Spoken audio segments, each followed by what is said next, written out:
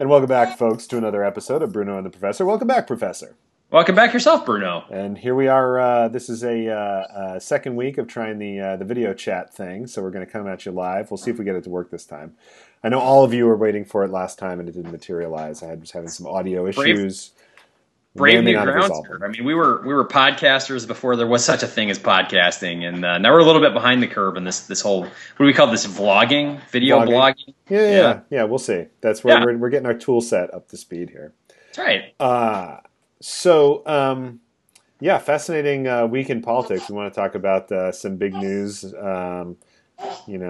got some big news to talk about here, some anniversaries and things. But the first thing I think on our agenda was to talk about this article in the New York Times about the representation in the U.S. Senate and how it's changed over the years and gotten would you say less democratic or less representative, less majoritarian over time? Yeah, that's certainly the argument. I think that the Senate was purposefully intended to give unequal weight, or maybe a better way to put it would be to protect the interests of smaller states by giving all states equal representation. Mm-hmm. But one of the challenges with that approach has been that over time, the ratio of the largest to the smallest state has gone from like 11-1 at the founding of the nation to something like 60-1 today, where you have a state like California, where you have a city like, say, Fresno, California, mm-hmm. that has exactly the same, one city in one state has the same population as the entire state of Wyoming,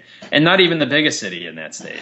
So to give you a sense for just how underrepresented, the larger states are in the Senate. Yeah. And the interesting thing in the context of sort of modern politics and modern partisanship, particularly in politics, is that because the smaller states tend to be a bit more rural, not exclusively, you have states like Hawaii and Connecticut, which can be a little bit bluer. But because the smaller states in general tend to be a little bit more conservative, a lot more conservative in some cases, it tends to give a heavy conservative bias to the Senate. So really interesting article, and kind of surprising that the New York Times devoted that many column inches to this issue. It was a pretty long piece for a Monday. Yeah, it was interesting. I don't know what they're kind of. I mean, and there was also this big interactive component of it that got a lot of attention and play up on the web. I think so. Part of this, I mean, if I had to guess, I think a little bit of this is just New York Times. I think it's noteworthy and it's interesting, and I think in the context of conversations we've been having about filibuster reform, we'll talk a little bit about Rand Paul's filibuster later in the show. In the context of those conversations that we've been having about the nature of the Senate, I think there's a decent news peg to it, but I think they're also looking for the kind of Huffington Post, BuzzFeed viral content kind of a thing, right? Where you kind of find this like cool little thing and it gets passed around and posted. I'm sure this was like all over Facebook today. I haven't been on Facebook yet today, but I'm sure it was all over the place. Yeah. So I think there's some of it. I think is probably that, right? But this is something that we've talked about for a little while about the anti-majoritarian nature of the Senate, and I think that's why it has. The things like the filibuster threshold have decreased over the years, right? Gone from 67 to 60 now to requiring a filibuster, basically because of a kind of understanding that the Senate is getting anti-majoritarian. And I guess so the question is, why should we care? Why is it different now? And I think the answer you just mentioned is that it's a lot worse now because the ratios have gotten a lot different between big state and small state. Right? It's a lot worse, and I think that the other thing that really I think that this article does a great job of calling into attention is that the existence of this. Hold on one second. I have a helper here who needs to participate in today's program. Hang on. We're gonna bring in the expert on this topic. Oh yes. All right, we have here Miss K, as she's known, and she's going to give her opinion on this topic as we move forward with today's program. Yes, because Miss K is an expert in the U.S. as you can tell from her years and her wisdom and experience. I think she'd be great on Fox News. I think she's easily smarter than Bill O'Reilly. I think the level of discourse would be similar. So yeah, I think the issue is that as this article rightly points out, It is the existence of this disparity, arguably, which led to the continuation of slavery. If you look back at the history of votes in the Senate about whether or not we should be a slave country prior to the Civil War, going all the way back to 1800, the majority of the senators representing the majority of population in the country voted against slavery. However, the nature of the Senate and the purposeful overrepresentation of minority states in the Senate caused slavery to persist until the only way that the country could solve that problem was via a civil war. And so if you look at similar issues today, like immigration reform, urban development issues, for example, consistently there are a whole host of progressive votes in the Senate which have failed over the last 20 years, primarily because of the overrepresentation of rural and conservative interests in the body. Yeah, I mean, that goes all the way back to the founding, right? I mean, that's kind of the part of the tension of the 3/5 compromise, right? Is we'll count slaves. We want to count slaves as population so that we can get more representation in the lower house, but we don't want to count them as citizens. So, you know, or we don't want to, whatever. Because that undermines the whole pretext. Right. So like that is kind of gets at that whole, I think, what you're getting at. So there's this issue in which there's this way in which the issue landscapes change. There's also a way, I think, in which, you know, you think about the Constitution, and I'm not really much of a constitutional originalist. I think we adapt the Constitution to the needs at hand. But you look at the Constitution at the time of the founding, and you're coming off of the Articles of Confederation. You're coming off of a time when states all had their own currency, when the state was the colony, right, at the time, was the kind of de facto organizational unit of governance, right? And so it was a very natural idea for these 13 colonies to say, okay, we are each individuals, and the way we will retain our individuality is by, you know, getting 2 votes in this upper house, right?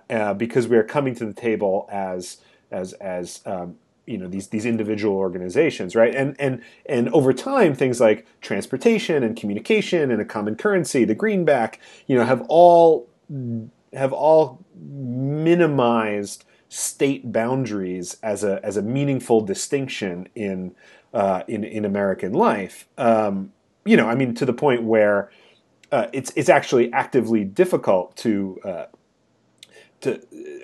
conceive of separating municipalities. You look at like the New York region, the New York City metropolitan area spans 17 counties and 3 states, and it is obviously one economic region that happens in D.C. and, you know, in Chicago and a lot of places in America. Minneapolis, yeah, absolutely. Yeah, so I mean that way in which the state boundaries are consistently transcended, and state boundaries are really kind of trivial and useless distinction. Makes the Senate, and makes the makeup of the Senate ever more problematic, because states qua states, if you will, don't really have interests kind of as their own. When you had states, when you had a Massachusetts that was founded by the Puritans for people of a certain religious background, when you had the state of Maryland that was founded by Catholics for people of a certain religious background, it made sense to do things that way, and it's exactly what you're talking about. But in the modern context, this idea of states as co-equals that deserve participation in the senior deliberative body of the United States of America on an equal footing simply because of the nature of there being states, like, this doesn't make sense anymore. So it's interesting. So that's the valence of states as states and is fading. The proportionality is getting out of whack. The third thing that's happening is polarization is happening in Congress, right? So you don't have to go back more than 25 years to find a liberal Republican who had a voting record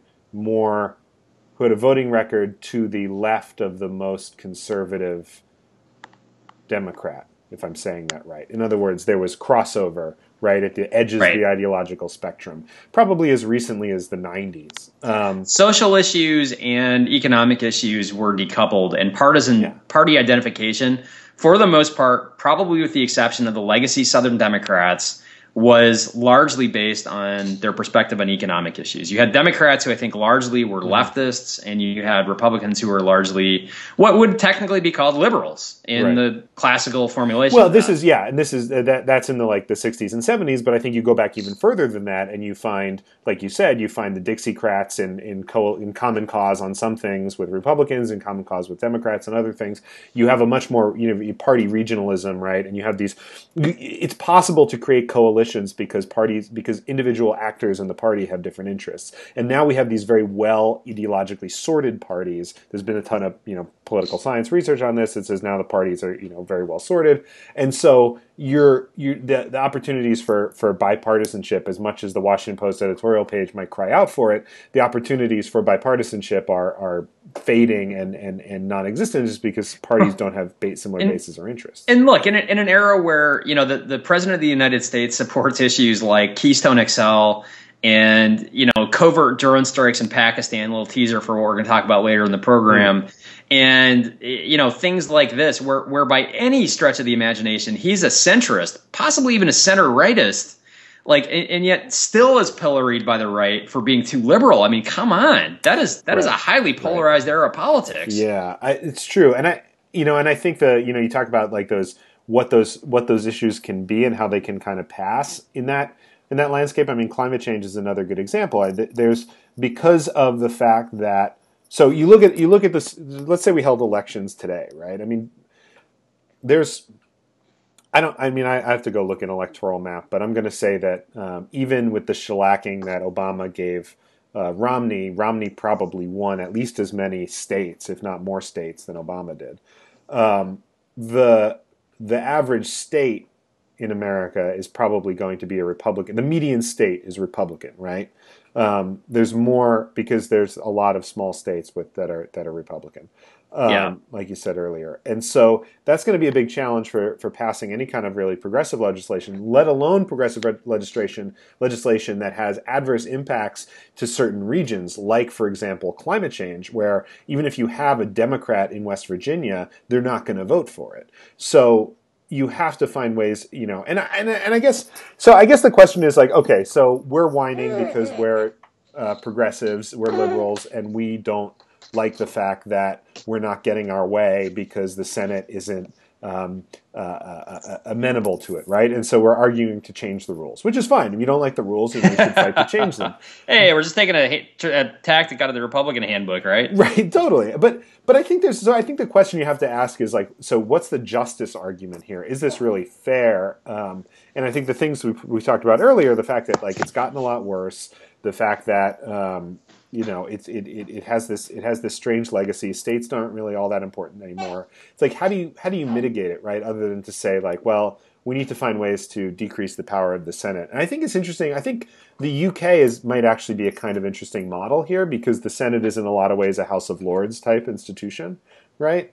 So what happened over time, my understanding is, and you probably know more about this than me, but my understanding is that in the upper house in a parliament basically kind of slowly lost power over time. And I don't know if that was voluntary. I think there was more, kind of demands from the lower house and kind of a sense that, the nobility was illegitimate, and their role has gotten increasingly less prevalent, right? And so it was a couple of things, I think, in the case of England. And I think that the fundamental difference there is probably a couple of things. One is that the head of government actually originates in the lower house, and that's an important distinction. Right. The head of state is the monarch, but the head of government originates in the lower house. So the lower house ultimately has power.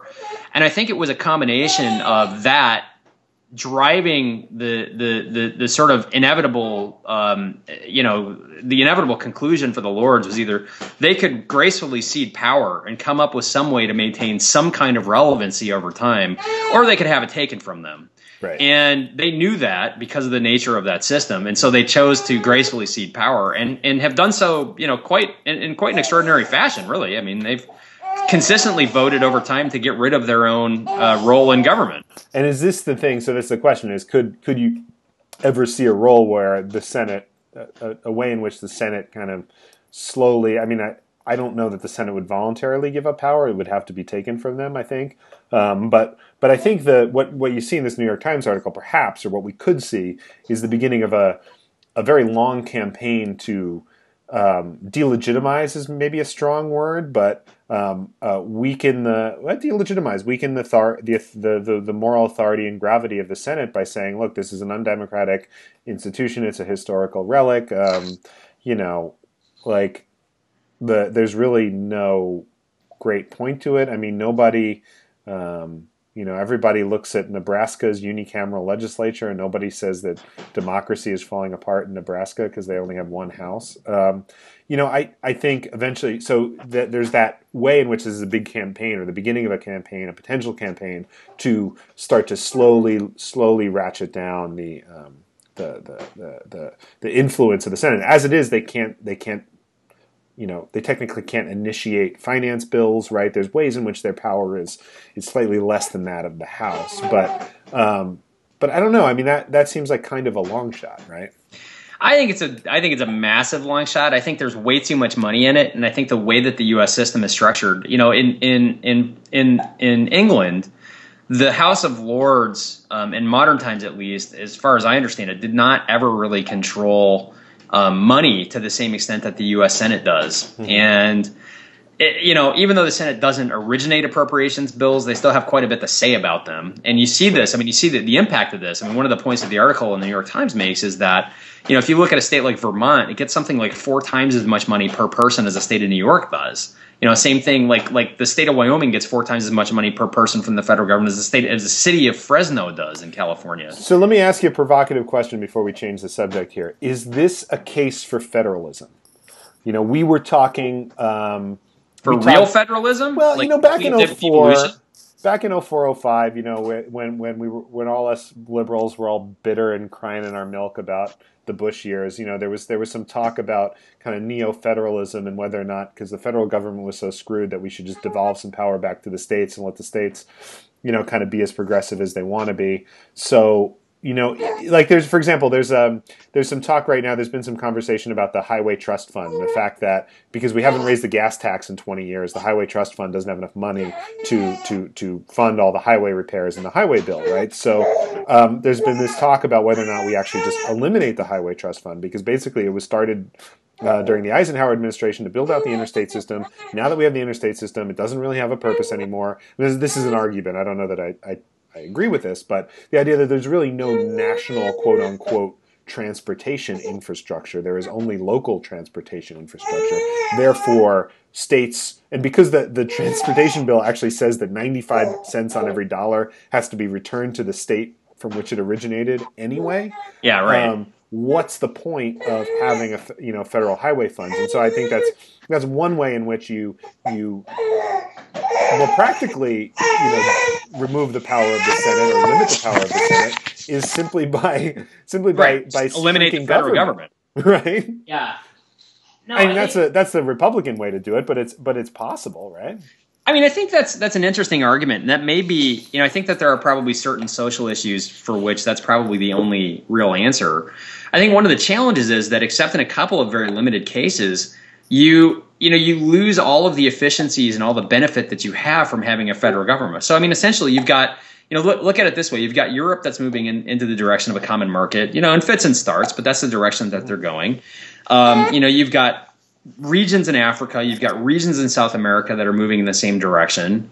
You've got countries in Asia that are large enough internally that they don't really need that, although maybe there's some analogs in India. And so to have the U.S. devolve from that, okay, California is going to be fine. I mean, eventually the West Coast will get its act together and they'll have some kind of common market, up and down the West Coast. Probably same thing on the East Coast. Well, but I'm not Wyoming's going to be a backwater. I'm not talking about seceding into 50 separate states again. Wyoming could be a petro state, man. Dick Cheney would be the richest man in the world, and everybody in Wyoming would be running around in a burqa. Which is kind of what happens now.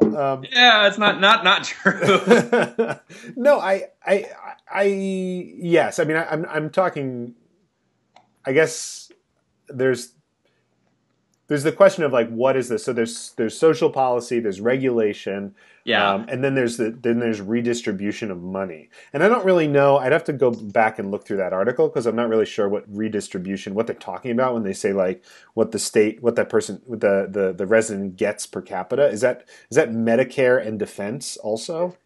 I don't know. I don't know. I don't know how they calculate so that. there's some of that stuff that's like, so like if you eliminate Medicare, I mean, is it Medicaid? What are those actual things that are getting redistributed so unfairly between states?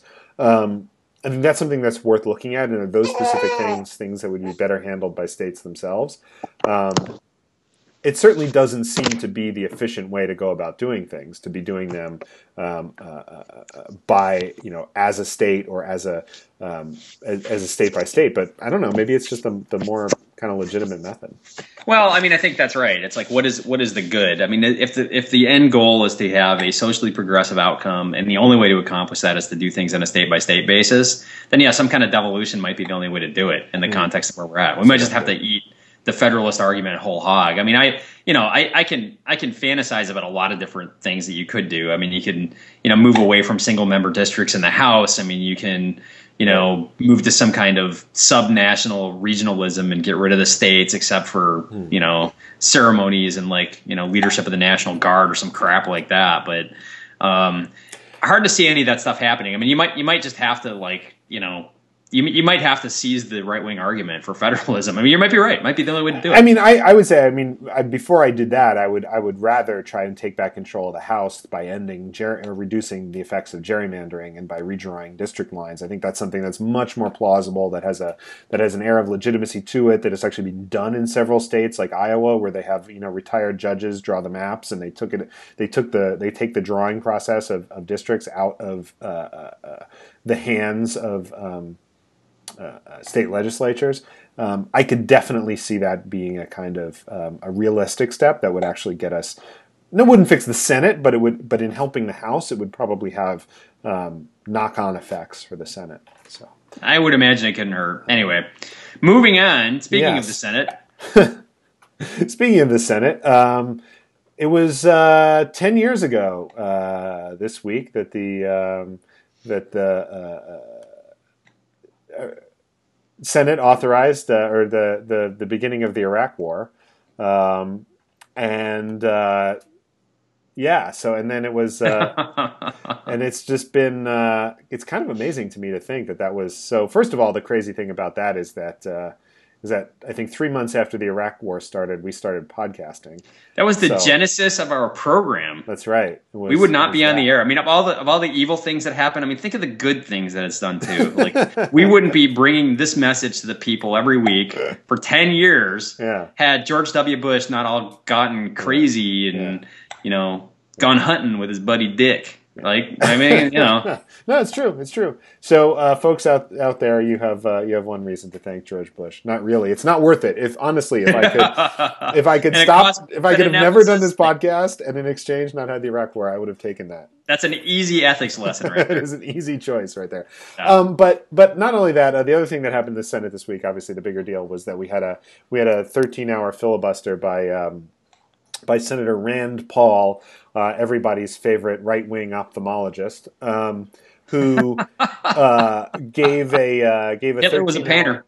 Yeah, he gave a 13-hour filibuster against the nomination of John Brennan to be CIA director, basically because he wanted more answers from Barack Obama, as frankly I do as well, about the U.S. policy on drones and our use of drones and drone warfare in other countries, specifically our ability to target and kill U.S. citizens with drones. The U.S. recently, I guess a couple of years ago now, we assassinated an American citizen, Anwar al-Awlaki, and his 16-year-old son in Yemen under evidence that they were terrorists, and this raised broader questions about what authority the government has to conduct such operations, either abroad or here in the United States.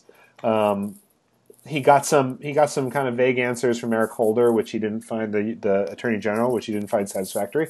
So he did a filibuster, and while I think some of these filibusters are a little bit showy, this one at least had the substance of an actual argument. I mean, he wasn't there reading the phone book. He was actually making an interesting case, and something that I wish more senators did.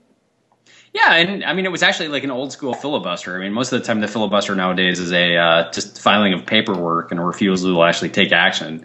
Right. And Rand Paul, to his credit, I mean, he did this Mr. Smith goes to Washington style and actually stood on the Senate floor and maybe didn't read from the phone book, but I think there were, there were passages from the Bible, and I think he talked about football or something in there in the middle of that. And I don't know. It was, It's evidence why, I think it's evidence why the talking filibuster is actually useful, because it actually is a measure of intensity, and why the proposals that Jeff Merkley and others were talking about bringing up in the beginning of the session that Harry Reid ultimately watered down to actually reform the filibuster and require more talking filibusters, I think would have been a good one, because the other thing we had this week, we had a very silent filibuster of one of President Obama's nominees to the U.S. Circuit Court, which was basically a more typical filibuster, where basically they just straight up pocket vetoed, essentially, or whatever you call it. They basically bottled up the nomination of a Supreme Court justice or a district court justice, because she had made some statement that somebody didn't like about the Second Amendment, and so they weren't going to allow her come to an up or down vote. This is exactly the sort of chicanery that was supposed to be obviated by filibuster reform, and that the quote-unquote gentleman's agreement that Harry Reid and Mitch McConnell set up at the beginning of the session has just devolved into the kind of farce that I think everybody thought it would be. Here's the thing that pisses me off about that more than anything, is that the guy who ultimately killed filibuster reform is Carl Levin from Michigan, who decided that he was such an old school Senate institutionalist that he thought it would be dangerous to change the rules of the filibuster too dramatically, and so he helped to water down and ultimately kill this bipartisan filibuster reform proposal. Not bipartisan.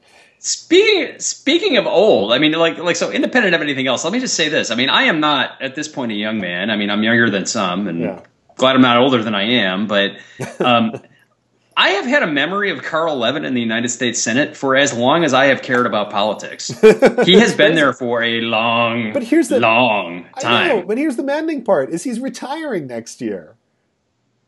Yeah, well, there should be, maybe more people need to follow Benedict's example and become emeritus members of whatever institution they just can't bear to leave for the good of the people. I'm fine with him leaving. I think it's so crappy of him to basically screw America. This reform proposal and say, the Senate's unworkable, I'm out. It's like, well, what? Yeah, totally. I just found that incredibly ballsy and annoying. But what do I know?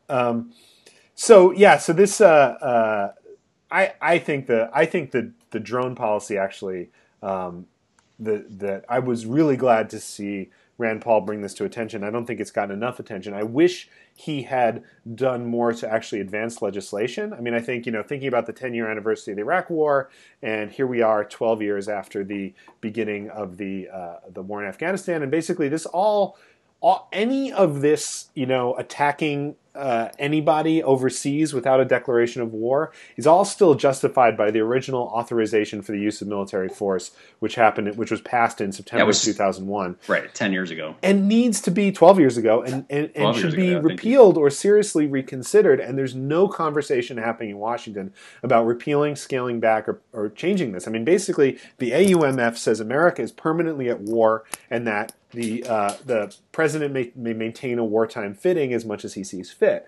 And among all of the things, and this has come up multiple times over the last 12 years, but among all the reasons why the initial response to 9/11 was so shitty on the part of George W. Bush was he framed the war on terror as perpetual war. Right. He never defined a victory state. And nobody has ever really articulated a victory state. Like, okay, we got Osama bin Laden. Like, that's about as close to like victory as we're going to get in this case. There's no signature on the aircraft carrier. No, but it still seems cheap and tawdry. I mean, a great and mighty nation like the United States does not define victory by the death of a single individual. We define victory by the achievement of our strategic goals, but we haven't defined those strategic goals in a way that would ever let us declare victory. Right. And so we live in the state of perpetual war. Which, and the challenge is that no president wants to give up the kinds of powers that they have. Congress has basically abdicated its role when it comes to foreign policy and has basically said, we're gonna defer to the president on this. Partisanship is problematic because you have, when Bush wants to expand his war powers, Republicans shut up and hold their tongues, and when Obama does it, Democrats shut up and hold their tongues. Most Democrats, some Democrats have been very vocal about it, but it's basically become very difficult to actually end this policy, and so that's the thing I'm more worried about than anything else. We should move on. There was a couple of other things we wanted to hit on. We should talk about the death of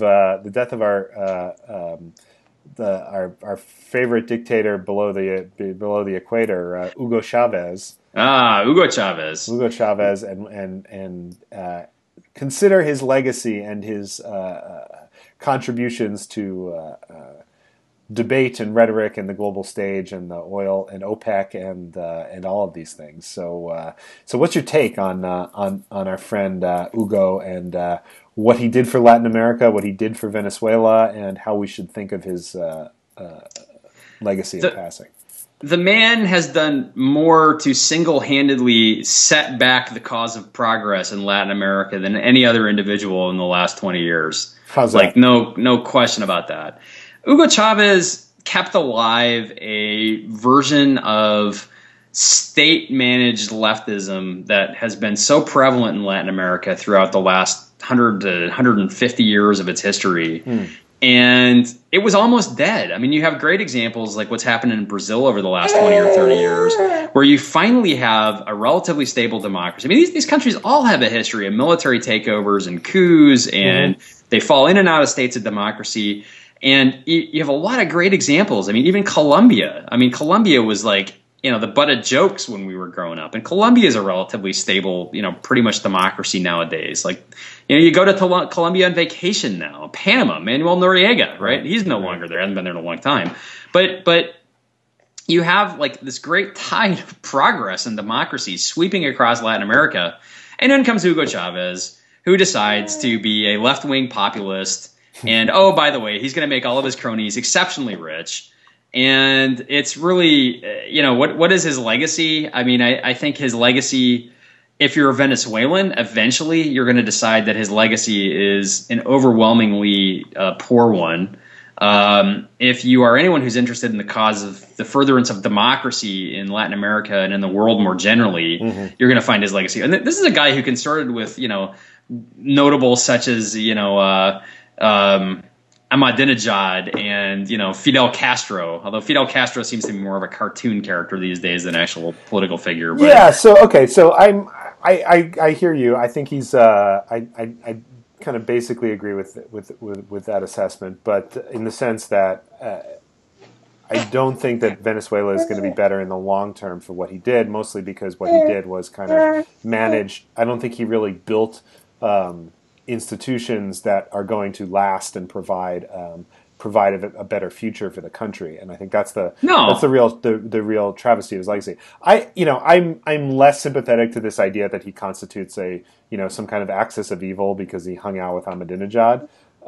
He obviously had an alliance with the Castro brothers, and whatever, that's fine. He's going to be embalmed and put on display. I think that's weird.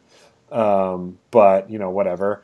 And when the inevitable military coup happens in 12 months to displace whoever comes after him, his body's going to be never seen again. So let me say this though. I mean, I think as far as what you do with oil wealth, I think among oil-rich nations, I think what he did was, I would say, middle of the pack, right? I mean, that's like what a sense? tepid endorsement. I mean, so. He's not Norway. So, Norway takes its oil money and uses it to fund a functional democracy, right? Nigeria, it's used for, vast amounts of corruption and, impoverishment and what have you. Saudi Arabia, it's funneled to Yeah, conservative to imams who vomit terrorism and the hatred of the benefactors that fund their state. And in Qatar, and Dubai, they build useless, empty cities and buy soccer teams at exorbitant prices. Like do stupid stuff. Right. So basically, what he did, to my understanding, with most of that money, is that he kind of redistributed it to poor people in Latin America, right? In an extremely inefficient way and unsustainable way, right? There was inflation, weird budget deficits. There's all sorts of crazy stuff going on. But I guess what I'm saying is, if that's what, I think he was probably right to nationalize the oil industry like he did, and I think that probably put him in the West's bad guy camp, right? More than a lot of things. Like, at the end of the day, the whole, like, the saying, like, he gets up on the podium at the UN and he says it smells like sulfur because George Bush was here. That whole, like, that shtick was, like, it was cartoonish and absurd. But I think the thing that really made him an enemy of the West, right, was that he came in and nationalized the oil fields. Which that's a good point. That's a good point. I watched. Have you seen Argo? Venezuelan. Yeah. I watched Argo over the weekend, and I thought the best part of the movie to me was I thought they actually did a really good job of very quickly contextualizing what the Iranian Revolution was at least in part about, which was when the somewhat democratically elected prime minister of newly free and independent Iran, Mohammad Mossadegh, nationalized the oil industry, the U.S. and Britain conspired to overthrow him and replace him with the Shah, which created the seeds for the Islamic Revolution. Right. I mean, we cannot, as a country, look at what happens in Iran today and not take 100% responsibility for that outcome, because we did it. And I think you're absolutely right. I mean, that was exactly what caused the ire, at least in the highest circles for Chavez, at least initially. And it was sort of like, that kind of corporatist ire against Chavez combined with his sort of natural tendencies to buffoonery and grandstanding that created a toxic and somewhat comical combination. Yeah, I mean, there's this whole it's just obvious that he wasn't one of our bastards, to use was that FDR's phrase? Or LBJ? He may be a bastard, but he's our bastard. Yeah, might have been. That sounds like it sounds like an LBJ quote. Yeah, something like that. But anyway, this idea that, like, there's, in the Cold War, that there's the bad guys that are with us and the bad guys that are against us, and the ones that are against us are the ones that we lose favor with. I mean, nobody really, like, the way in which the media kind of hypes up Chavez as this, like, evil dude, like you said, I think is aided by his buffoonery. But at the end of the day, there are plenty of world leaders who are at least as despicable. I would look to countries like Saudi Arabia, and yet, because those are countries with America has really good relationships and really good, specifically oil production agreements, the media doesn't go after with the same fervor that they go after somebody like Chavez. I mean, and that's, for me, that's as out there as I'm willing to go, is to say, I think that there is actually a critique of the media, is that I'm not wearing a tinfoil hat. I'm not saying, like, that the U.S., that the corporations run the world and stuff like that, even though I kind of sort of think they do. I'm not corporations in alliance with the Freemasons and the Trilateral. Yeah. I'm not trying to go crazy, but I think it's plain to see that the countries with which the U.S. oil companies have negotiated the rights to extract oil are treated better generally in the national stage in the U.S. media than countries that have not allowed us certain those things. So anyway, I agree. I agree. I'm not like, whatever. Speaking of tin pot, quote unquote, dictators, or tin pot strongmen, what's going on in North Korea these days? There's North and South Korea have decided they're ready to go back to war with one another. Oh, I would say it's more the North deciding this. Yeah, Kim Jong-un and his infinite wisdom. What is he, 28 maybe? Nobody really seems to know what his actual age is. Yeah, it's unclear. Yeah, it's weird. He's got a weird Michael Jordan fetish, and very strange guy. Very, very strange guy. But in his infinite wisdom, he has decided to nullify the armistice which ended the Korean War in 1953. Speaking of states of perpetual war, there was actually, as you probably well know, and our listeners may as well, A formal state of war continues to exist between South and North Korea, but they have signed an armistice, had signed an armistice until, I guess, today, when the North formally nullified their armistice. So, you look at this guy and you look at this country and you're like, wow, this is a crazy place filled with starving people. People who've been absolutely brainwashed by this ridiculous regime that, from any kind of perspective at all, looks just absolutely insane. Yet they have nuclear weapons, and they have shown their willingness to do really crazy things over time. So it's not, I think I'm inclined to kind of laugh at this, but at the same time, it's kind of scary, and you don't really know what these people are going to do. Right. So it's interesting. It's going to be interesting to see what happens. Now, meanwhile, the South, for its part, has decided that they're a little concerned that perhaps the U.S., in the event of some kind of nuclear confrontation or serious conventional confrontation, may not be as inclined as we may have been historically to our security commitments to South Korea, and therefore they have announced that they are possibly, maybe, sort of, kind of going to look into acquiring their own nuclear bomb, which would obviously be troubling from a lot of perspectives. Yeah. But you can't really say that you blame them. Right. Right. I mean, I think the nuclear proliferation. It's a sign of. I think it's a sign of our inability to get a deal with North Korea, to denuclearize North Korea. That the fact that we're nuclearizing South Korea, I think, is an indictment of U.S. efforts to negotiate with the North Koreans. And I think it was something that happened. I know it was a lot during the George Bush years. I haven't really heard of Obama doing much recently with North Korea. Maybe there's been a lot of back channel stuff, or maybe it's been, maybe it's just with the change in leadership, we just don't know who to talk to there anymore. But I think it was interesting that you had a lot of, basically, North Korea keeps using the threat of nuclear war as an excuse to kind of get bought off and get paid money. And for a while we were doing it, and then George Bush decided he didn't want to do it anymore. And I don't know. I mean, maybe that was the right policy, but I think in the short term, it's been quite problematic. Yeah, and I think the wild card in that is China. China doesn't want. By all accounts, at least what I've read, you can imagine that maybe China's concerned about having South Korea be on its border, but at the end of the day, China doesn't really care. They want a trading partner. What China doesn't want is, they don't want 20 million starving North Koreans to suddenly pick up and head into China because North Korea collapses. Right. And China has had an extremely incoherent North Korea policy driven by that fear. And that's really the wild card, is unless and until China plays ball on North Korea or gets on the same page, which was actually the extraordinary thing that happened this week. China actually signed a Security Council resolution condemning North Korea's most recent nuclear test and imposing new sanctions, which is unusual. Usually they just abstain, but this time they actually signed it. So that was extraordinary. It shows that they're maybe losing some patience. But then immediately came out and said, oh, no, we're actually not losing patience with North Korea. We just signed this because... but I think that's part of South Korea's fear is they know that China is really the senior partner now in that region. And as the U.S. power wanes, South Korea is trying to figure out, hey, how do we preserve our own security in this set of scenarios? Right, that's interesting. It's very interesting. Yeah. Quick hits before we go. I'll post a link to this, but there's a really interesting article in Fast Company about SimCity. You a SimCity guy, or are you more Civilization guy? Oh, I like them both. I know where you're going with this, and I may have to refrain from commenting. You're free to. Oh, okay.